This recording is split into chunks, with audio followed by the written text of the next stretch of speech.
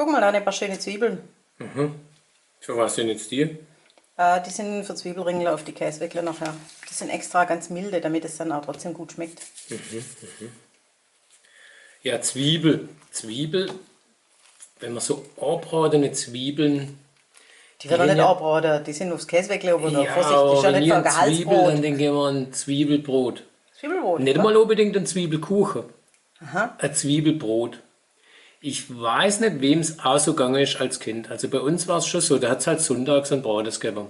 Ja. Sonntagsbraten.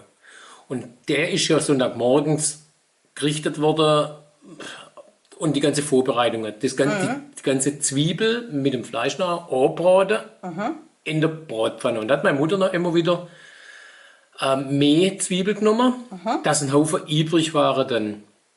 Und die hat man noch anbraten, schön braun, auf ein Brot gekriegt.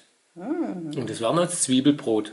Das hat vielleicht gut geschmeckt. Das war sonntags morgens Vorspeise, das war eine super Sache. Wenn es ganz gut gegangen ist, dann haben sie für die Soße noch Knochen angebraten gehabt. Und wenn dann so ein Markknochen dabei war, dann hat man noch Knochenmark gekriegt, auch noch ein Markbrot noch. Oh.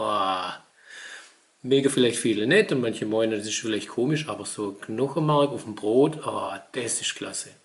Amüs-Gueule, wie der Ja, Franzose das kann man sagt. so sagen, ja. Also dann, tschüss. Ciao. Hey Leute, hat's euch gefallen? Dann guckt doch öfter mal in meinen Kanal rein. Oder auf meine Homepage, da hat's ein ganz nettes Programm. Bei uns ist nämlich etwas geboten.